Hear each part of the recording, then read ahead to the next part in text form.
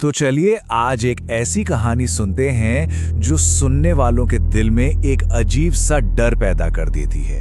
ये कहानी है खौफ की, अंधविश्वास की और एक ऐसे अंजाम की जिसे सुनकर शायद रोंगटे खड़े हो जाएं। जरा सोचिए एक ऐसी जगह के बारे में जिसका नाम भी लोग फुसफुसा कर लेते हों। एक ऐसी हवेली जिसकी दीवारों में न जाने कितने ही राज दफन हैं, और एक ऐसा दरवाजा जिसके बारे में कहा जाता है कि उसे पार करने वाला बस एक भूली बिसरी याद बनकर रह जाता है। और सोचिए जब उस जगह पर रात का अंधेरा गहराता होगा तब क्या होता होगा, जब हवा में अनकही बातें तैरती हैं और खिड़कियां यूं चरमराती हैं जैसे कोई उन्हें खोलने की कोशिश कर रहा हो। और वो एक अजीब सा एहसास कि कोई तो है जो आपको लगातार देख रहा है। तो आज हम उसी हवेली के अंधेरे राज खोलेंगे। एक ऐसी जगह जहां जाने वालों के लिए बस दो ही अंजाम मुमकिन है, या तो वो हमेशा के लिए खामोश हो जाते हैं या फिर हमेशा के लिए गायब। हमारी कहानी की शुरुआत होती है उत्तर प्रदेश के एक छोटे से गांव से। गांव से जरा हटकर एक पुरानी वीरान सी हवेली खड़ी है। लोग उसे डर से काली हवेली बुलाते हैं। ये हवेली न जाने कितने सालों से खाली पड़ी है। लोग बताते हैं कि बरसों पहले यहाँ एक हंसता खेलता परिवार रहता था, पर फिर एक रात वो पूरा का पूरा परिवार अचानक गायब हो गया। बस तब से लेकर आज तक यहाँ सिर्फ अजीबोगरीब आवाजें गूंजती हैं, और कभी-कभी उस खिड़की में एक छोटी सी बच्चे की परछाई दिखाई देती है। गांव के बुजुर्ग आज भी एक ही चेतावनी देते हैं, सीधी और साफ। पर अक्सर ऐसा होता है ना कि खतरे की चेतावनी कुछ लोगों के लिए चुनौती बन जाती है। और यहीं से कहानी में एंट्री होती है शहर से आए 3 दोस्तों की।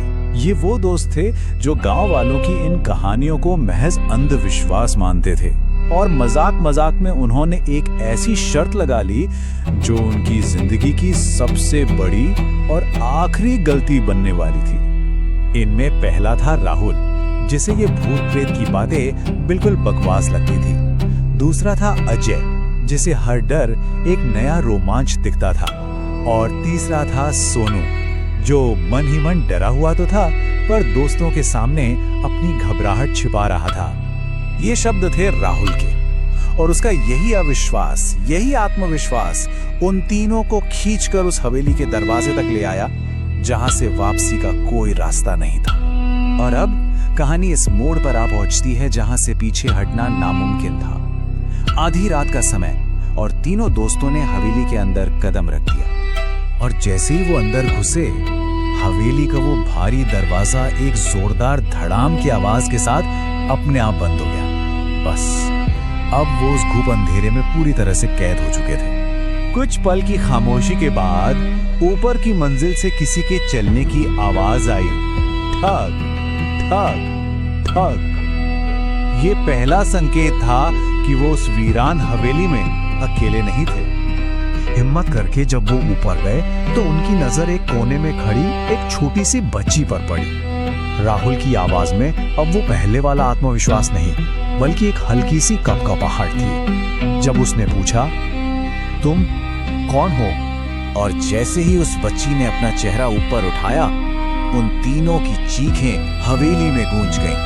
उसकी आंखों की जगह सिर्फ 2 गहरे काले गड्ढे थे, और होठों पर एक ऐसी भयानक मुस्कान थी जिसे देखकर किसी की भी रूह फना हो जाए।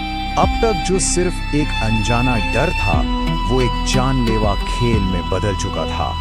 हवेली अब जाग चुकी थी, और उसने अपने नए शिकार चुन लिए थे। वो घबराकर नीचे दरवाजे की तरफ दौड़े, लेकिन वो अपनी जगह से हिला तक नहीं। और तभी उनकी नजर दीवार पर पड़ी, जहां ताजे खून से लिखा था, तुम यहां से नहीं जा सकते। अब हवेली ने एक एक कर अपना शिकार करना शुरू किया। सबसे पहले नंबर आया अजय का। वो डर के मारे एक कमरे में जा छिपा, लेकिन वहां वही बच्ची उसका इंतजार कर रही थी। एक चीख गूंजी और फिर खामोशी छा गई। अजय गायब हो चुका था। इसके बाद बारी आई सोनू की। वो पागलों की तरह सीढ़ियों से नीचे भाग रहा था, पर वो सीढ़ियां जैसे खत्म ही नहीं हो रही थी। वो चीखता रहा, चिल्लाता रहा, और फिर उसकी आवाज भी उस अंधेरे में गुम हो गई। अब हवेली में सिर्फ राहुल बचा था, अकेला। रात गुजर गई। अगली सुबह जब गांव वालों ने हिम्मत करके हवेली की तरफ देखा तो हवेली का राज और इस कहानी का अंत दोनों ही सामने आने वाले थे। हवेली का दरवाजा अजीब तरह से खुला हुआ था। अंदर मौत जैसा सन्नाटा पसरा था। तीनों दोस्तों का कोई अता पता नहीं था। सब कुछ वैसा ही था जैसा कल रात था, सिवाय एक चीज के। उसी दीवार पर खून से एक नया संदेश लिखा था, एक अधूरा सा संदेश जिसने वहां मौजूद हर किसी के रोंगटे खड़े कर दिए। उस पर लिखा था, अब हम चार नहीं। और उस अधूरे वाक्य के ठीक नीचे सिर्फ एक अंक लिखा था, 7। 4 लोगों का वो परिवार जो बरसों पहले गायब हो गया था, और 3 दोस्त जो पिछली रात यहां आए थे। गिनती पूरी हो चुकी थी। उस एक अंक ने पूरी कहानी बयां कर दी।